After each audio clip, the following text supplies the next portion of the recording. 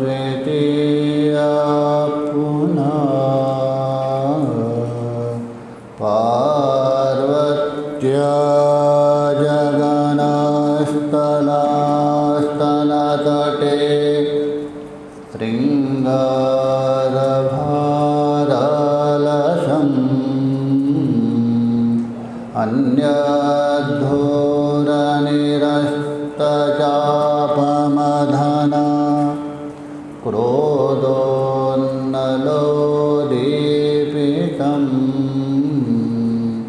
शम्भोर्भिन्नरसं समाधिसमये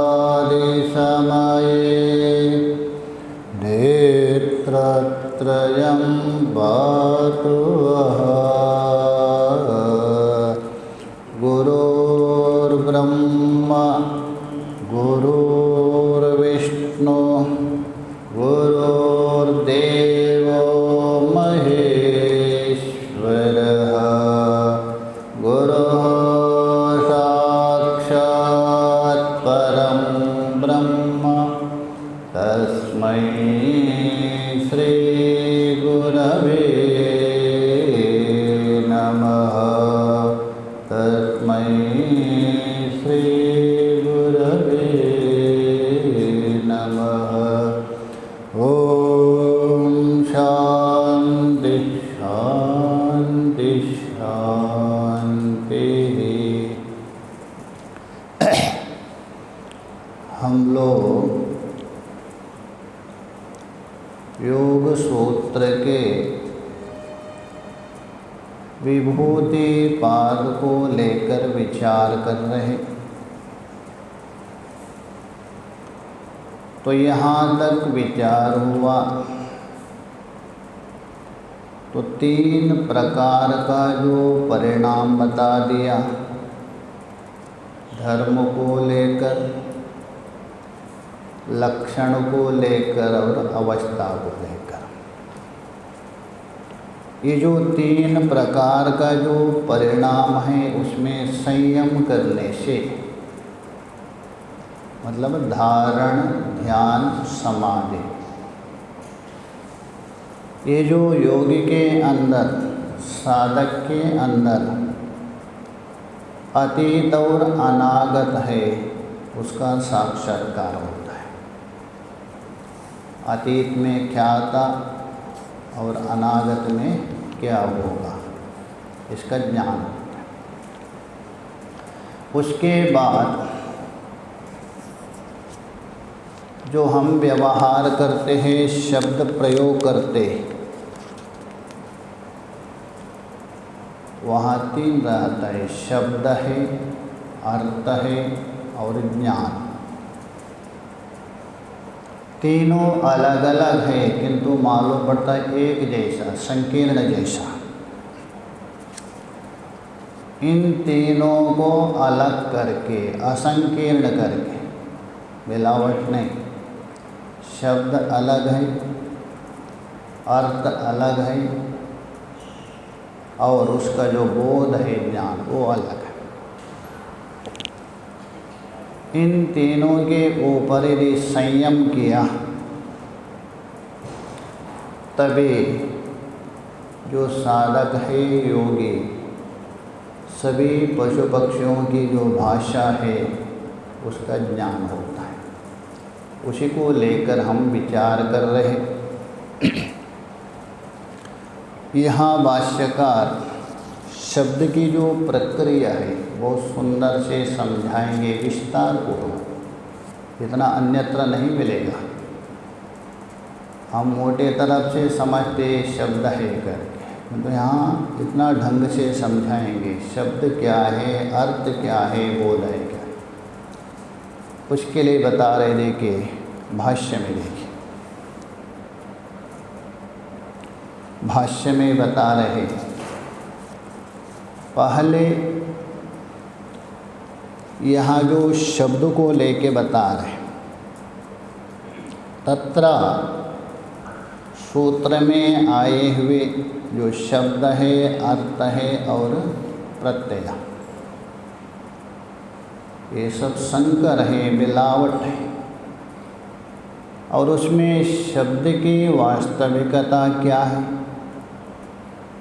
शब्द किसको कहते हैं, उस वास्तव स्वरूप को निरूपित कर रहे सबसे पहले क्या वर्ण समुदाय मानते हो पद, अथवा वर्ण से अलग है करके उसके लिए उतारे देखें। तत्र वाग वर्णेषु एव अर्थवते, इस विषय में शब्दादि के विषय में जो वाणी है हमारी वो केवल वर्णेषु एव अर्थवती, बस वाणी का इतना ही काम है, वर्णों का उच्चारण करने के लिए बस चरितार्थ उतने में काम हो गया। वो बोध नहीं करवा रहे आप, घट बोल दिया, इतना ही काम है। उसी प्रकार पट बोल दिया, वर्णों के उच्चारण करने के लिए वाणी का काम है। इसका मतलब वाणी से आपको बोध नहीं हुआ। चलो दूसरे ने सुन लिया, कान से सुन लिया, तो कान से सुन रहे तो कान के द्वारा बोध होगा। भाष्यकार बोलते नहीं, श्रोत्रंच ध्वनि परिणाम मात्र विषयम। श्रोत्र क्या करता है, जो ध्वनि है, देखिए शब्द अलग है, ध्वनि अलग है, दोनों एक नहीं है। जो वक्ता बोल रहे जो शब्द है वो ध्वन्यात्मक है, एक ध्वनि उत्पन्न होता है, और वो जो ध्वनि एक ध्वनि दूसरे ध्वनि को उत्पन्न करता है। अन्यथा वक्ता बोल रहे अकेला एक शब्द, वहाँ बैठे हुए हजार लोग कैसा सुन रहे हैं, नहीं सुनना चाहिए ना। एक शब्द अकेला सुन रहे, सभी नहीं सुनना चाहिए, ये कैसा। उसमें दो प्रक्रिया मानी है। एक तो वीची तरंग न्याय, समुद्र में आता है ना वीची तरंग, वीची बोल तो जहाँ नीचे होता है, तरंग बोल तो ऊपर जाता है ना लहर, ऐसा। उसी प्रकार ये शब्द ऐसा नीचे ऊपर होते होते फैलते फैलते फैलते दूर तक जाता है। जैसा तालाब में आपने एक पत्थर फेंक दिया बड़ा, उसमें क्या है, तरंग उत्पन्न, फैलते फैलते फैलते दूर तक जाता है। जितना सामर्थ्य है उतना दूर तक जाएगा, तो उसको बोलते वीची तरंग न्याय। दूसरा एक है कदम्ब मुकुल न्याय, अथवा कदम्ब गोलका न्याय। कदम्ब पुष्प देखा है ना, भगवान श्री कृष्ण को और माता को सबसे प्रिय है, कदम्ब वनवासिनी। एक पुष्प में 10 आ गए पंखुड़े, 10 में पुनः 10, उसमें अलग अलग होते हैं। कदम्ब पुष्प ऐसा एक होता है, उसमें 10 और एक एक में 10, इस प्रकार फैले रहते हैं। वैसे ही यहाँ वक्ता जो शब्द उच्चारण करता है, एक शब्द से सताट उत्पन्न हुआ, उससे और बढ़ते बढ़ते बढ़ते आगे दूर तक जितना भी जाएंगे उतना फैलते जाएगा, चाहे तो लाखों लोग क्यों ना हो, सब श्रवण करते। तो इसलिए यहाँ श्रोत्र का काम इतना है, परिणाम मात्र विषयम, बोल तो ध्वनि का जो परिणत स्वरूप है उसको ग्रहण करता है। वक्ता ने उच्चारण किया, वो उच्चारण करने से उससे शब्द ही ध्वन्यात्मक हो गया। जैसा आजकल क्या बोलते हैं, मोबाइल में भेजता है ना, यहाँ से बात करेंगे वहाँ सुनेंगे, शब्द थोड़ा जा रहे हैं, आपका तरंग जाता है, तो तरंग जाके वहाँ शब्द में परिणत होता है। वैसे ही यहाँ बोलता है वक्ता, वो शब्द नहीं, वो ध्वनि जाती है, और उसको ग्रहण करने का साधन कौन है, ये मोबाइल है दूसरे का, उससे ग्रहण करता है। शब्द रूप से। तो इसलिए कान से भी आपको बोध नहीं होता, यही बता रहे। इस शब्द को ग्रहण करता है, परिणाम मात्र विषयत्व। इसलिए तब फिर वाचक शब्द अर्थ का पद क्या है? शब्द तो वाचक हो गया, उसका अर्थ क्या है? वो कहाँ रहते हैं और किस इंद्रिय से ग्रहण होता है? वाचक है, शब्द तो आपने श्रवण इंद्रिय से ग्रहण किया। उस पद का जो अर्थ है वो किस इंद्रिय से ग्रहण किया और वो रहता कहाँ, इसके लिए आगे विचार करना है। पदम पुनः अर्थात जो पद है अर्थबोधक शब्द, पद कहते हैं अर्थबोधक शब्द। सभी को पद नहीं कहते, व्याकरण वाले कहते हैं सुप्तिङन्तम पदम, जिसके अंत में सुप हो 21 अथवा तिंग हो 18, तिप्तश्चि गच्छति गच्छता गच्छन्ति, उसको कहते हैं पद कहते हैं। किंतु यहाँ पद का अर्थ है, पद का है अर्थबोधक शब्द। सभी को पद नहीं कहते। आप कुछ भी बोल दिया, टक टुक बोल दिया, उसका बोध नहीं होगा, जिसे अर्थबोध होना चाहिए। नादानुसंवारः बुद्धि निर्ग्राह्यम। नादानुसंवार बोलता वर्णेकत्वा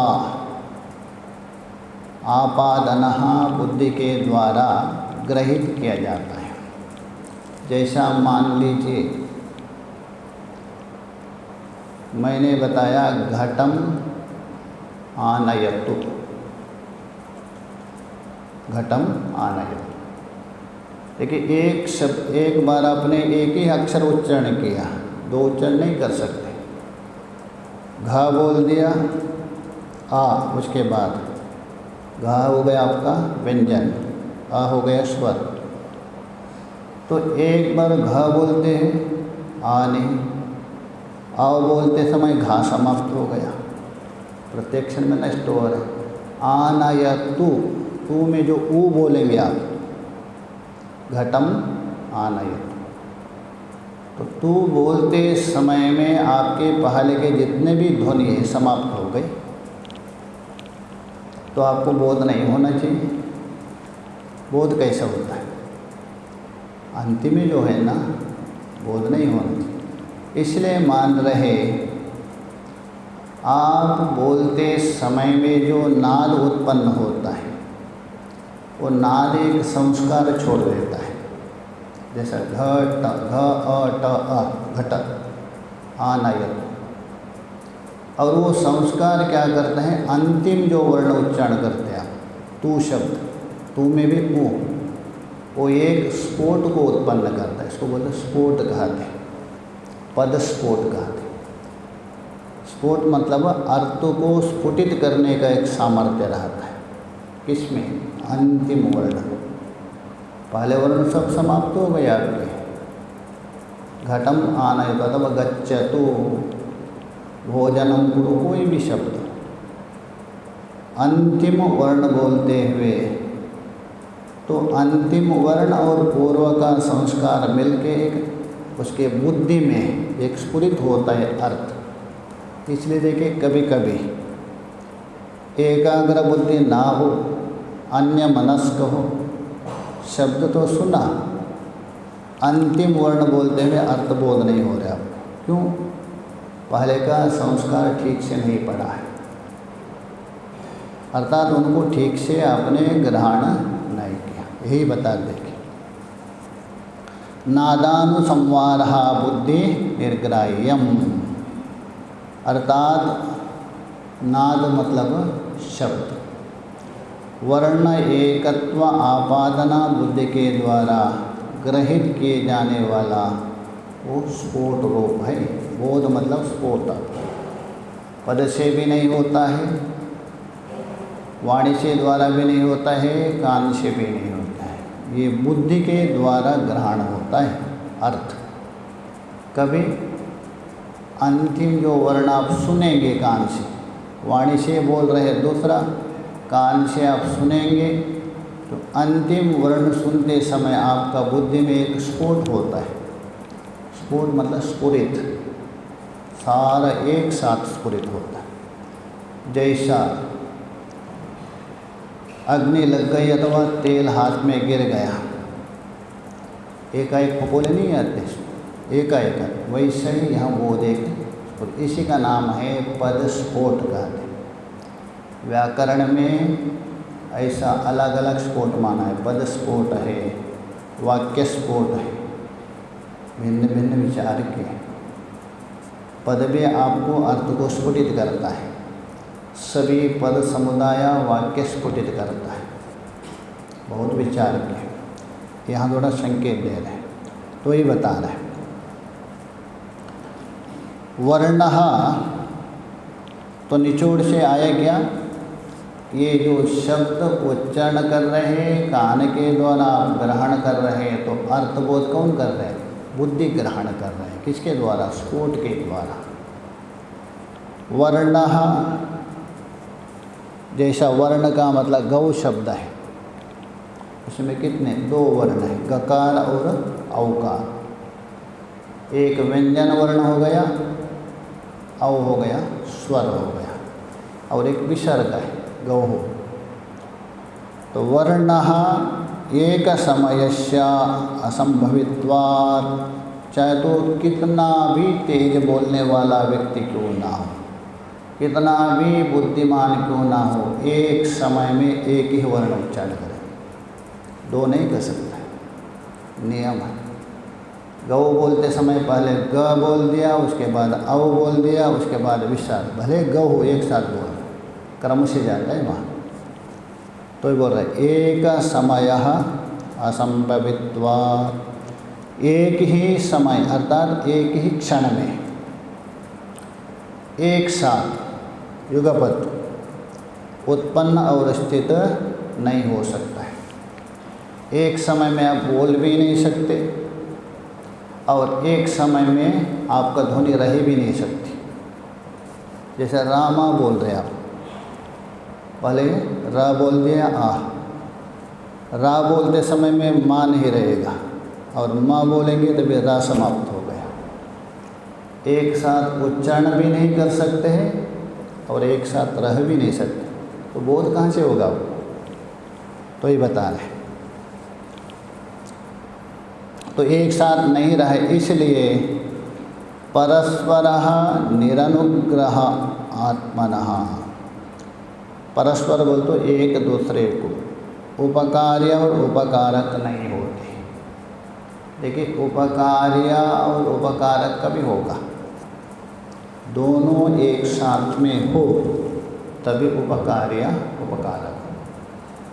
उपकार करने वाला है वो उपकारक, और जिसको उपकार कर रहे हैं, जैसे मान लीजिए मालिक है अथवा सेवक गाय को कुछ खिला रहे, घास है जला के, गाय को उपकार कर रहे हो और गाय हो गया उपकार। फिर गाय मर गई, समाप्त हो गई, क्या उपकार या उपकार होगा, नहीं होगा। तो इसलिए आप राम शब्द बोल रहे, रा उच्चारण किया, और वो गा का उपकारक नहीं बनेगा, माँ का, क्योंकि रा बोल दिया, माँ बोलते समय वो समाप्त हो गया, और जो माँ है वो रा का उपकारक नहीं बनेगा। एक दूसरे के साथ संबंध नहीं रह सकता, क्योंकि एक नष्ट होते हैं ना, इसलिए वहाँ कहा दिया है नैयायिक ने विभु विशेषः गुणः, विभु विशेष गुणः स्व उत्तरवर्ती गुणनाशकत्वात्। जो न्याय पढ़े हैं उनको पता है, विभु के विशेष गुण हैं, अपने उत्तरवर्ती गुण के द्वारा नष्ट होते हैं। जैसे आकाश को विभु मानते हैं, उनके विशेष गुण कौन है, शब्द। एक शब्द है उत्तर शब्द उत्पन्न होते पूर्व शब्द नष्ट होता है, नियम। पूर्व शब्द रहते हुए अथवा पूर्व वर्ण रहते हुए उत्तर वर्ण नहीं संभव है, तो पूर्व नष्ट हो गया, उत्तर का उत्पन्न हो गया, तो ये बता रहे हैं। इसलिए हाँ परस्पर अनुग्रह मतलब एक दूसरे के साथ उपकारक नहीं होते, संभव नहीं है। ते पदम, ते बोलता हूँ अर्थबोधक जो शब्द, असंस्पृश्य उसी का अर्थ कर रहा है, अनुपस्थाप्य स्पर्श ना करके, अर्थात पद को उपस्थित ना करके। ये पद को उपस्थित नहीं कर सकते वर्ण, बोलते हैं बहुत लोग पढ़े लिखे भी, वर्ण समुदायम पदत्वम करके, वर्णों का समुदाय को क्या मानते हैं? पद। किंतु एक वर्ण उच्चारण किया, दूसरा भाग गया, दूसरा आते हुए पहले वर्ण गया, समूह कहाँ से रहेगा? इसलिए बनेगा नहीं पद। तो ये बोल रहे हैं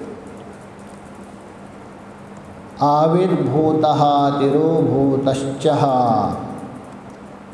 इति प्रत्येकम अपदस्वरूपम उच्यते। क्योंकि वर्णों की उत्पत्ति भी होती, वर्ण नहीं ध्वनि को लेना, जिसे हम सुन रहे हैं ना उसको, उनकी उत्पत्ति और तिरोभूत भी होते, उत्पन्न और नष्ट होते। इसलिए वाचक शब्द जो प्रत्येक वर्ण है ये पद नहीं बन सकता, ये पद नहीं बन सकता, क्योंकि एक उत्पन्न हुआ नष्ट हो गया। इसलिए राम र अ म आ ये पद नहीं बनेगा। अच्छा, यदि पद नहीं बना और वर्णों का भेद हो गया तो इसलिए यहाँ बता रहे आपको मानना तो पड़ेगा, वो तो होता है। इसलिए वर्ण और पद में अत्यंत भेद भी नहीं है। ये पक्ष के बाद वर्णों को पद माना भी जाता है। पहले बोल दिया नहीं होता है, यदि नहीं मानेंगे तो कोई चारा तो है ही नहीं, बोध तो होता है, इसलिए माना भी अपेक्षाकृत। ये बता रहे वर्णः पुनः एक एक पदात्मा, फिर प्रत्येक वर्ण भी क्या है? पदात्मक, ये मानना पड़ेगा। तो प्रत्येक वर्ण पदात्मक होने पर अंतिम वर्ण उच्चारण करें, जैसे राम, राम जो उच्चारण कर रहे हैं अंतिम में कौन उच्चारण कर रहे हैं? या तो मकार उत्तरवर्ती अकार अथवा विसर्ग रामः। तो राम में जो आ बोल रहे वो भी एक पद मान लीजिए, तभी राम पद बन जाएगा, अन्यथा नहीं बन सकता है। एक एक वर्णों को भी पद मानना पड़ेगा। सर्व अभिधाना शक्ति प्रचिता, अर्थात बोध कराने के लिए सभी शक्तियों से युक्त है। वर्ण में सभी शक्ति है, प्रत्येक वर्णों में प्रत्येक पद और अर्थ को बोध करने की सामर्थ्य है। हाँ, दूसरे वर्णों की सहायता चाहिए, बस इतना ही। इसलिए बोल रहे हैं सहकारी वर्णांतर प्रतियोगित्वात्, अर्थात जो अन्य वर्णों की सहायता से, स्वतः नहीं। जैसा मान लीजिए एक गकार है, गौ शब्द प्रयोग किया आपने, दूसरा गौरम शब्द प्रयोग किया, तीसरा नग शब्द प्रयोग किया। गौ, गौरम, नगा, तीनों में गकार है क्या नहीं? गौ में देखिए ग औ विसर्ग, तो गा के साथ और दो मिल गए, कौन? औ और विसर्ग। उसका अर्थ क्या हुआ? जो गाय सिद्ध हो गया। गा के साथ औ भी मिल गया, विसर्ग मिल गया, तभी उसका अर्थ हो गया शासनातिमत्व, गाय का बोध हो गया। और गा के साथ औ, र, आ और मा जोड़ दिया, गौरम। अर्थात गोरा, अर्थ बदल गया। गकार तो वही है, किंतु उसके साथ औ, र, आ और मा को जो है गौरव हो गया। और नगा, गा के साथ आपने न और आ जोड़ दिया, नगह। नगा मतलब पर्वत, अर्थ बदल गया। देखिए एक ही गकार उनके साथ और वर्ण जोड़ने से बदल गया। एक गाय अर्थ हो गया, एक गोरा हो गया, एक नगा। तो अलग अलग बोध होता है। इससे सिद्ध होता है प्रत्येक वर्णों में सभी अर्थ को बोध करने की सामर्थ्य। इसलिए माना है प्रत्येक वर्णों को मंत्रात्मक माना है, मंत्र भी माना है। वैश्वरूप्यम आपन्नम, वैश्व बोल तो नानत्व रूप प्राप्त होता है। एक ही वर्ण अनेक रूप प्राप्त होता है। जैसा व्याकरण पढ़ते हैं उनको पता है 14 सूत्र, अयवुन रेलरेख 14 सूत्र है ना, उसमें सारा ब्रह्मांड के शब्द पढ़े उसमें, केवल 14 सूत्र। इसलिए एक महात्मा थे काशी में,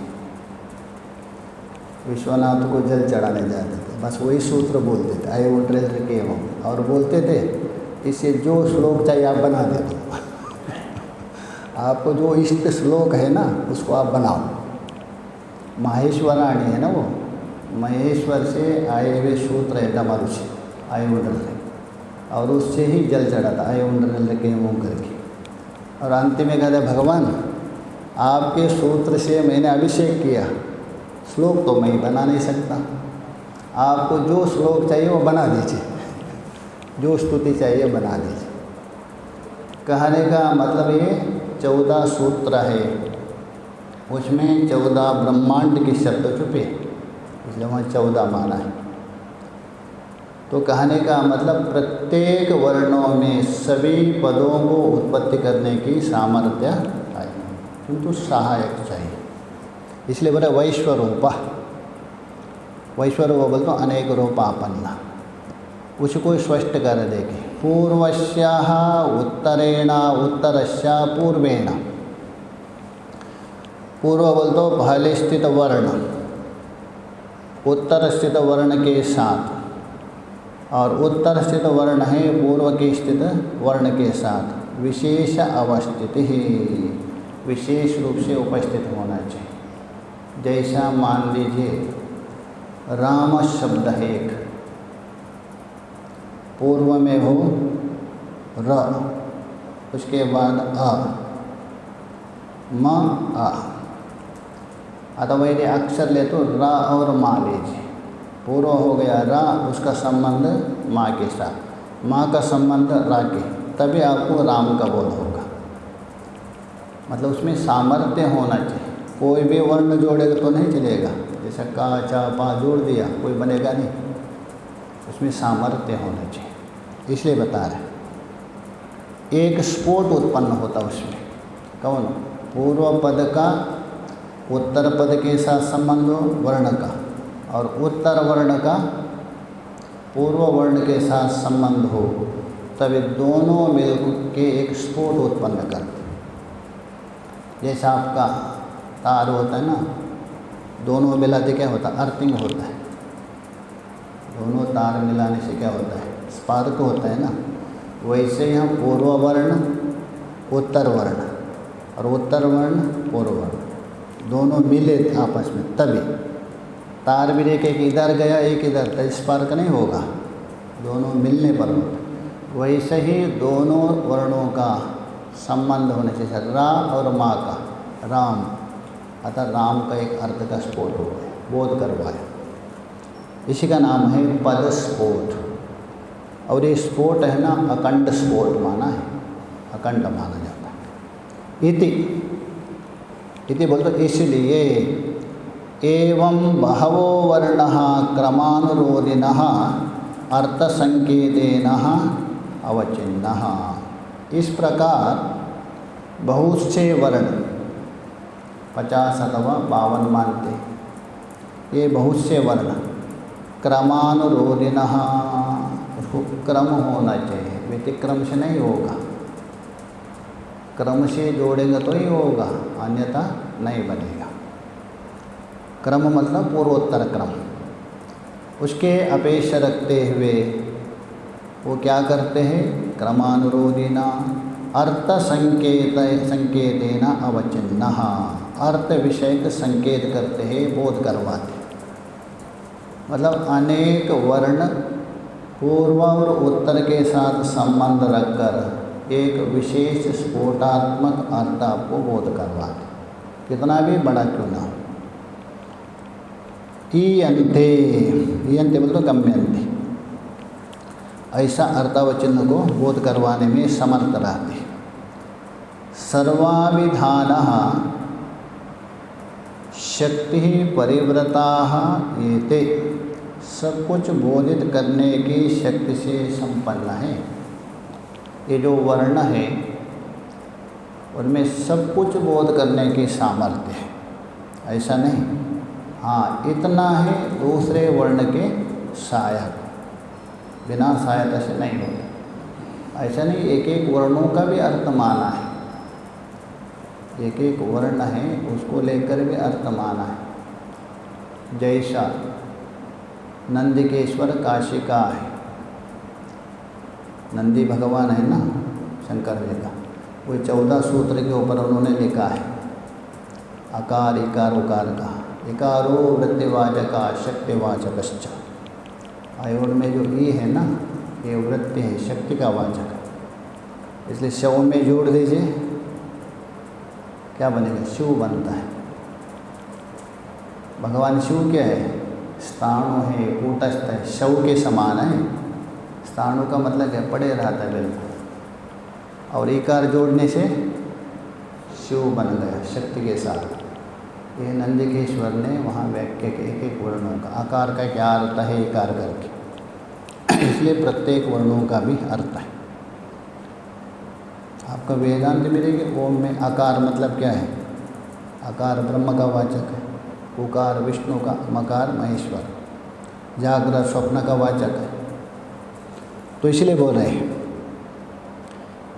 सर्व अभिधाना शक्ति परिव्रता, सब कुछ बोध करने में वर्णों में सामर्थ्य पड़ी है, किंतु उन वर्णों को जोड़ने का सामर्थ्य भी आपके पास होना चाहिए।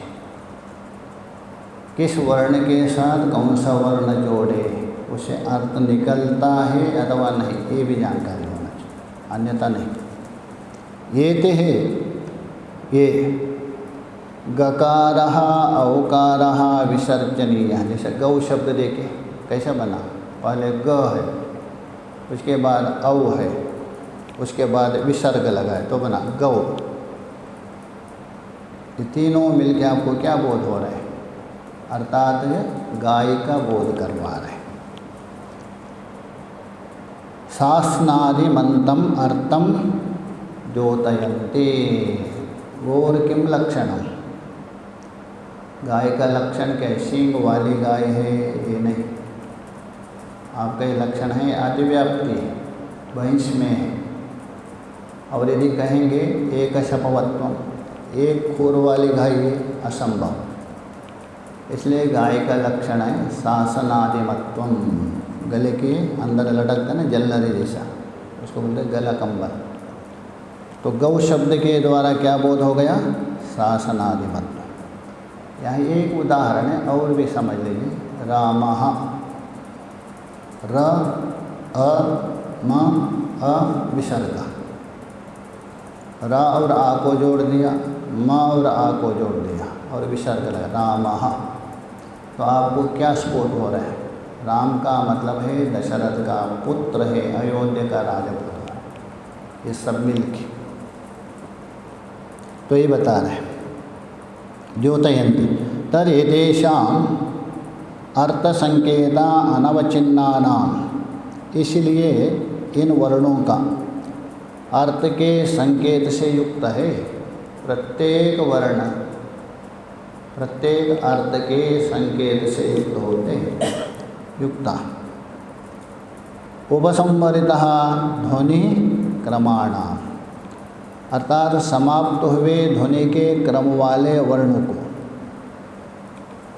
आप उच्चारण करने के लंबा वाक्य अहम ऋषिकेशम गच्छामि, मैं ऋषिकेश जा रहा हूँ। देखिए अहम ऋषिकेशम गच्छामि ही बोलेंगे आप, तो अहम बोलते हुए आपके अंदर एक ध्वनि उत्पन्न हो गई, ऋषिकेश बोलते हुए ध्वनि उत्पन्न हो गई। गच्छामि जो बोलते हैं अंतिम में, तब ये ध्वनि के साथ अंतिम वर्ण मिलके आपको एक बोध उत्पन्न करवाता है, तब तक नहीं। तो ये बता रहे उपसंवरितः ध्वनि क्रमाणाम, अर्थात समाप्त हुए ध्वनियों का क्रम वाले। यह एको बुद्धि निर्भाषा, सुनने वाले के अंदर एक बुद्धि ऐसी स्फुटित होती है, अर्थात सामने वाला व्यक्ति ऋषिकेश जाना चाहता है, ये आपका अंदर बुद्धि होती है, एक बुद्धि होती है, अर्थात एकाकार बुद्धि प्रकाशित होती है। तत् वाच्यस्यावाचकम, वहाँ अन्वय कर दीजिए, तत् वाच्यस्यावाचकम संकेत्यते, वह वाच्य बोल तो अर्थ का, वाचकम बोधक संकेत्यते संकेत कर रहे हैं। दो होता है, एक वाचक एक वाच्य। पीछे भी गया था तस्य वाचक प्रणवः, वाचक कहते हैं नाम, और नाम क्या करता है, नामिका द्योतन करता है, बोधन करता है। जैसा अनेक व्यक्ति बैठे हैं, आपको बुलाना होता है, एक है तो कौन आएंगे, नाम लीजिए, हे कृष्ण, उस व्यक्ति को द्योतित करता है, यही बता रहे हैं। संकेतित बोल दो, संकेतित क्या करता है, अर्थात तो उसको ज्ञापन करवाता है उस व्यक्ति को। इसी का नाम है पद स्फोट कहते हैं, पदों में एक स्फोट बोध होता है। तदेकम पदम, वह जो स्फोट रूप पद, एक पद, वर्णों के भांति अनेक नहीं। जैसा वर्ण तो अनेक होता है, किंतु जो स्फोट रूप जो पद है वो अनेक नहीं, एक बुद्धि बोध करवाता है। तदेक पदम एक बुद्धि विषयम, जो स्फोट रूप जो पद है एक ही बुद्धि का विषय बनता है।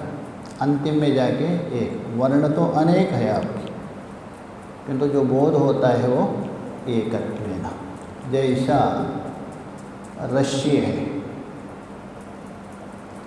रस्सी है घास से बनाती है, तो घास आपके अनेक है, किंतु अनेक घास मिलके एक रस्सी बनती।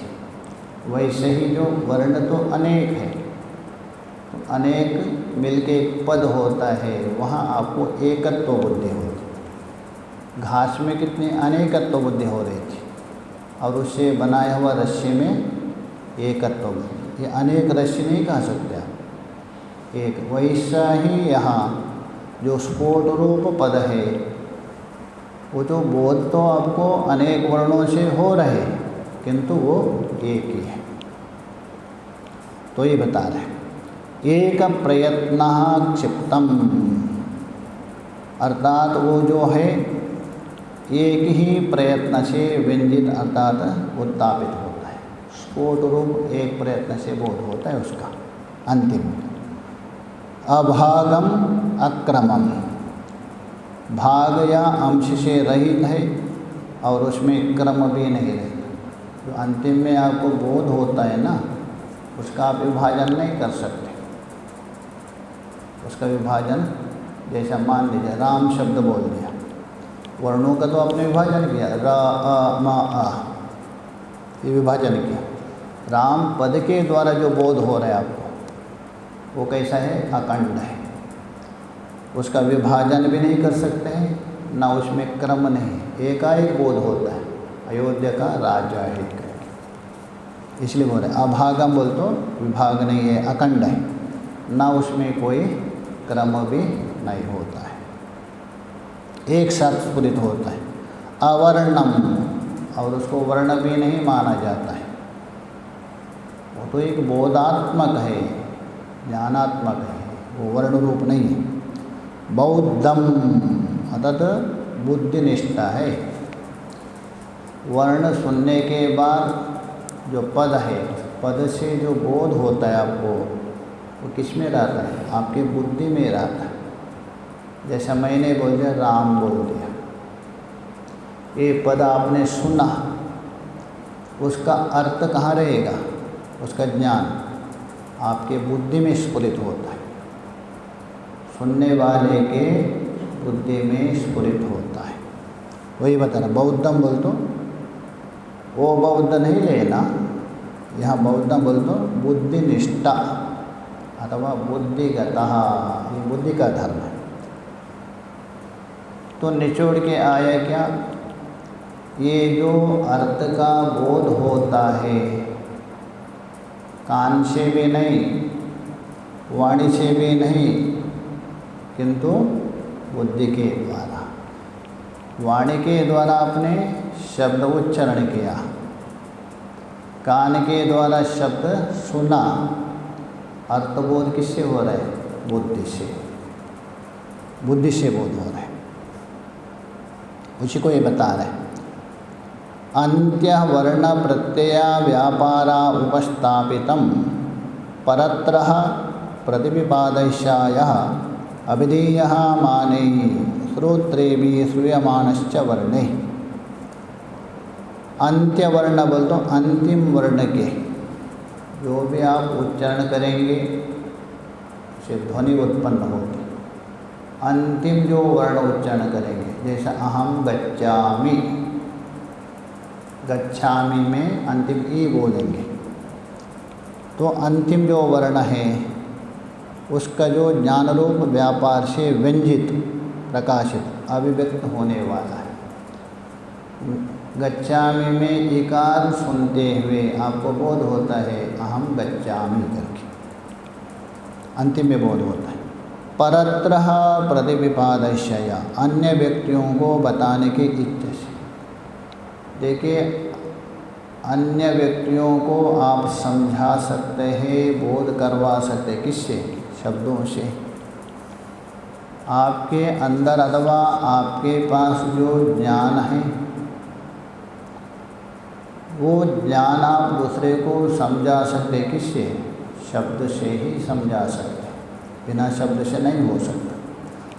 तो दूसरे को आप समझाते हैं, शब्द उच्चारण करते हैं। तो शब्द उच्चारण करते समय जो अंतिम वर्ण करेंगे तभी क्या होता है? जैसा अहम गच्छामि, ई सुनते हुए सुनने वाले के बुद्धि में एक पूरा बोध होता है, एक साथ बुद्धि में एक स्फुरित होता है अहम गच्छामि करके। वही बता रहे। परत्र बोल तो दूसरे के, प्रतिविपादयः अर्थात प्रति बोल तो बोध करवाना अथवा बताने की इच्छा से। अभिधेय माने है उच्चरित किए हुए शब्द, श्रोत्रभि श्रूयमाणश्च वर्णे, और सुनने वालों के द्वारा सुने हुए वर्ण। ठीक है, आप बोध करवाने के लिए वर्ण उच्चारण किया शब्द, सामने वाला यदि बहरा ही सुना ही नहीं तभी बोध नहीं होगा। अथवा बहरा नहीं है, वो सुनना नहीं चाहता है, मन कहाँ अन्यत्र है, तभी भी नहीं होगा बोध। तो इसलिए बोले श्रोत्रभि श्रूयमाणश्च, सुनने वालों के द्वारा सुने हुए वर्ण। अनादि वाद व्यवहारा वासना अनुविद्याया लोकबुद्ध्या, ये कभी से चला है? बस अनादि से चला है। अनादिकालिक बात करने और सुनने की जो वासना है वो धारा चलती रहेगी, अभी से नहीं, सृष्टि से जब से सृष्टि हो गई, ये चलती रहे। एक सुना रहे और दूसरा सुन रहे, उसको बोध हो रहा है, ये अनादि से चल रहा है। सिद्धवत अतः नित्य स्थिति के समान, नित्यत्व नहीं है, मानो ये जो परंपरा है, कौन सी? शब्द एक ने उच्चारण किया, दूसरे ने सुना और उसको जो बोध हो रहा है, ये परंपरा एक प्रकार से अनादि से। ये सिद्धवत बोल तो नित्य जैसा मान करके। संप्रतिपत्त्यः, सदृश व्यवहार चलने की परंपरा। सदृश मतलब हमारा पूर्वजों ने ऐसा प्रयोग किया था, इसलिए मैं भी इसी प्रकार सदृश। प्रतीयते अनुभूत होता है, किसके द्वारा?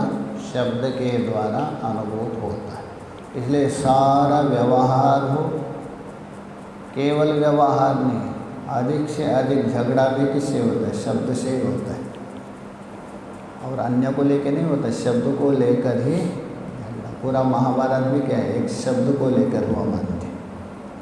तस्या, तस्य बोलते उस पद समूह के, तस्य शब्द से लेना पद समूह। प्रविभागः संकेत बुद्धितः, जो पद समुदाय है उसका प्रविभाग बोलते विषयों के अलग अलग व्यवस्था, अर्थात अलग अलग विभाजन का नियम। संकेत बुद्धितः, संकेत ज्ञान बोलते संकेत ग्रह से होता है। देखिए सभी पद समूह एक अर्थ को नहीं बताएंगे, अलग अलग होता है। जैसा 4-5 पद मिलके आपने एक वाक्य बना लिया, उसमें 1-2 पद बदलने पर वाक्य ही अलग होगा, अर्थ ही अलग होगा। अर्थ ही जैसा मान लीजिए मोटे तरफ से, मैं भोजन करता हूँ, उसके बाद शयन करता हूँ, और उसमें और कुछ मैं भोजन बना करके बाद में शयन करता हूँ, अंतर जोड़ दिया, पद बदल जाते हैं, यही बता रहे। तो संकेत बुद्धितः अर्थात ये पद समूह एक आपको संकेत करता है। जैसा हम यहाँ से जा रहे ऋषिकेश अथवा अन्य रास्ते में बोर्ड लगा दिया, संकेत है ना, ऋषिकेश करके। बोर्ड को देखकर आप नहीं नहीं यही मार्ग, यहाँ से चलो। क्या उस बोर्ड ने आपको ऋषिकेश बताया क्या? जो लगाया हुआ बोर्ड है ऋषिकेश बताया क्या आपको? नहीं, वो संकेत कर दिया। वैसे ही जो पद समूह हैं एक अर्थ की ओर संकेत करते, अर्थ की ओर संकेत करता है। वो अर्थ का ग्रहण कौन करता है? सुनने वाले की बुद्धि अर्थ को ग्रहण करता है। शब्द केवल सांकेतिक मात्र है, अर्थ को बोध नहीं करवाते।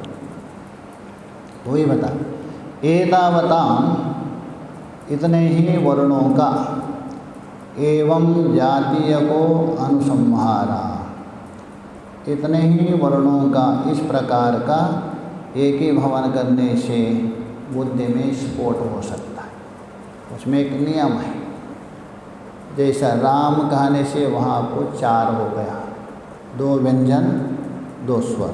यदि उसमें थोड़ा ज़्यादा लगा दीजिए, कम लगा दीजिए, नहीं होगा।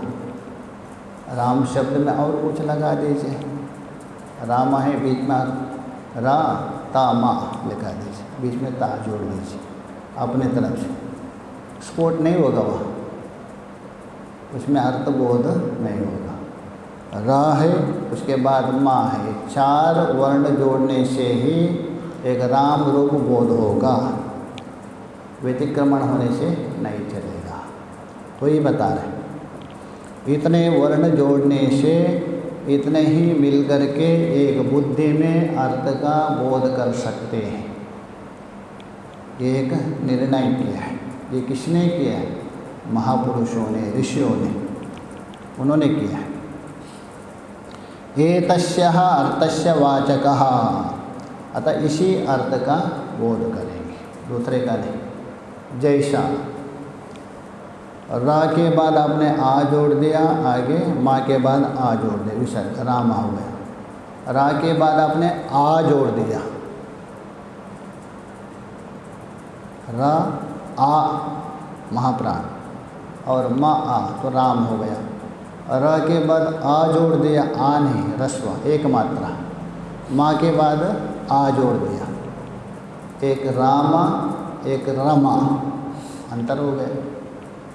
रामा में देखिए रा के बाद है, ये है द्विमात्रा है, और माँ के बाद जो आकार है एक मात्रा, तभी उसका अर्थ हो गया राम, भगवान राम जी बोध हो गए।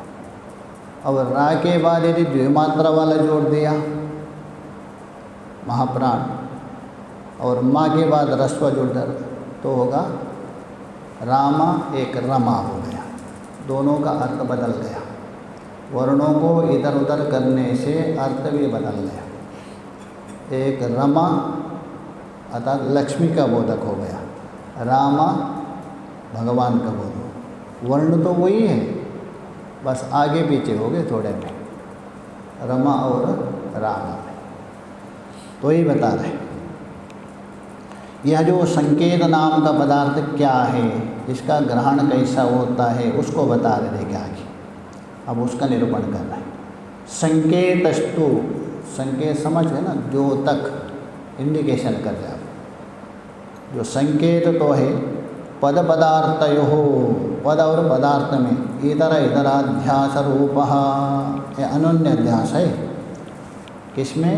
पद और पदार्थ में परस्पर अध्यास है, अन्योन्य अध्यास प्रकार है, अर्थात अभिन्नाकार है। जैसा घट पद हो गया, घट का अर्थ स्मृत्यात्मक तथा स्मृतिनिष्ठ होता है वो, ये स्मृति में रहेगा आपका।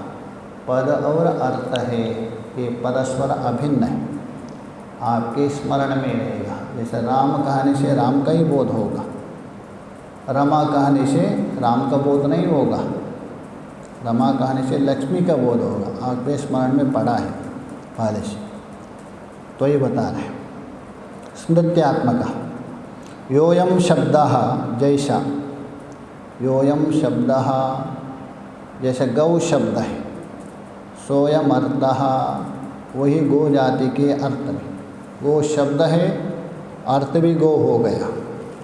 और यो अर्थ, जो अर्थ है, अर्थ का मतलब जो चार पैर वाले है चलते हैं वो अर्थ है, और वही क्या है? शब्द है। सामान्य व्यक्ति गौ शब्द और गौ अर्थ, गौ अर्थ को भी गौ मानते हैं, गौ शब्द को भी गौ मानते हैं, दोनों मिले हैं। हम लोग भी ऐसे घट गाने से ये पद और अर्थ अलग नहीं करते, एक मानते। तो ही बता रहे यो अर्थ स शब्द इति एवं, इस प्रकार इतर इतर अध्यास रूप परस्पर आरोप।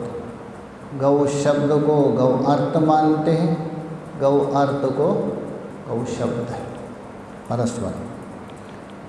संकेतो भवति, ये संकेत होता है मिल करके, अलग करके नहीं। एवं इस प्रकार एते शब्दार्थ प्रत्यय, इस प्रकार ये शब्द है, अर्थ है और ज्ञान, तीन है। शब्द अलग है, वर्णों का समुदाय, और अर्थ अलग है, बुद्धि में एक स्फुरित होता है बाहर, और उसके बाद ज्ञान, ये तीन अलग अलग है।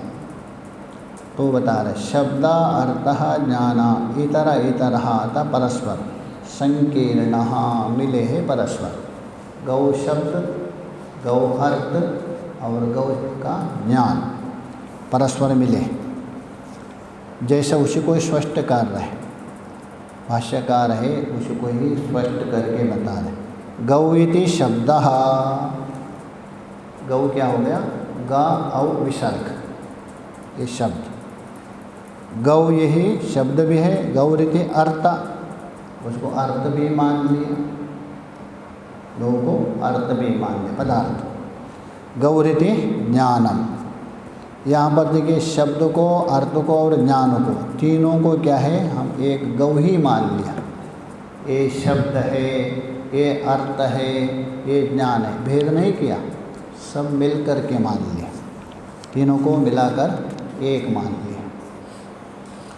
यह जो आगे बता रहे, यह येषां प्रविभागज्ञः, इनमें जो, इनमें शब्द अर्थ और ज्ञान, इनका प्रविभाज्ञ बोल तो ठीक ठीक जानने वाला। अरे ये तो शब्द अलग है, वर्णों का समुदाय है, अर्थ अलग है, जो दूध देती है गाय वो अर्थ है, और ज्ञान अलग है, बोध अलग है। इस प्रकार विभाग करने वाला सर्वविद, वो सर्ववित्त होता है। सर्ववित्त का मतलब है संपूर्ण प्राणियों की जो बोली है, शब्द है, उसको जानता है। अर्थात जितने भी, चाहे तो पक्षी हो, पशु हो, सबकी भाषा को वो पहचानता है। इस प्रकार विभाजन करने वाला, केवल विभाजन नहीं है, उसमें संयमन करने वाला, उसको ही बता रहे हैं। सर्वपदेषु चास्ति वाक्य शक्ति। सभी पदों में वाक्य की शक्ति होती है। ऐसा नहीं एक पद में होते, सभी पदों में वाक्य की शक्ति होती। जैसा अहम ऋषिकेशम गच्छामि, यहाँ 3 पद है। अहम हो गया कर्ता, ऋषिकेश हो गया कर्म, गच्छामि हो गया क्रिया। अब ये तीनों पदों में वाक्य की शक्ति है। केवल अहम में नहीं, केवल ऋषिकेश में नहीं, केवल गच्छामि, 3 मिलकर के आपको वाक्य का बोध होता है। इसलिए वाक्य की शक्ति प्रत्येक पदों में रहती। ये बता, सर्वपदेषु चास्ति वाक्य शक्ति। और जो वाक्य शक्ति है वो क्रिया और कारकों को संबंध से ही होता है, बिना नहीं होता है। क्रिया और कारक मिलने पर ही वाक्य का बोध होता है। केवल कारक से भी नहीं होता है, केवल क्रिया से। जैसा आपने रामा शब्द प्रयोग किया, कृष्णा शब्द प्रयोग किया, गोविंद शब्द प्रयोग किया, राम कृष्ण गोविंद, वे वाक्य नहीं हुआ। राम भी कारक है, कृष्ण भी कारक है, गोविंद। हाँ, राम कृष्ण गोविंद गच्छन्ति, ये क्रिया हो गया, अभी वाक्य हो गया। राम कृष्ण गोविंद गच्छन्ति, क्रिया जोड़ दिया तभी वाक्य। अथवा आपने केवल गच्छन्ति प्रयोग किया तभी भी वाक्य नहीं, वो केवल क्रिया हो गई, वाक्य नहीं। गच्छन्ति बोल तो राम कृष्ण गोविंद गच्छन्ति, तो क्रिया और कारक मिले, कारक और क्रिया मिले तभी ही वाक्य माना जाता है, उसके बिना नहीं होता है। उसको स्पष्ट कर रहे, देखिए। वृक्ष इत्युक्ते, केवल वृक्ष कहा दिया आपने। अभी देखिए, वृक्ष कहने से क्या हो गया, कारक हो गया। अस्ति इति गम्यते, आपको कहना पड़ेगा वृक्षा अस्ति, तभी बनेगा, ऐसा बोध होता है। वैसे ही आगे भी बता रहे हैं हम, कल विचार। ओम पूर्णमदः पूर्णमिदं पूर्णात् पूर्णमुदच्यते पूर्णस्य पूर्णमादाय पूर्णमेवावशिष्यते। ओम शांति शांति शांति। शंकरं शंकराचार्यं केशवं बादरायणं सूत्रभाष्यकृतो वन्दे भगवन्तौ पुनः पुनः। ईश्वरो गुरुरात्मेति मूर्तिभेदविभागिने व्योमवद्व्याप्तदेहाय दक्षिणामूर्तये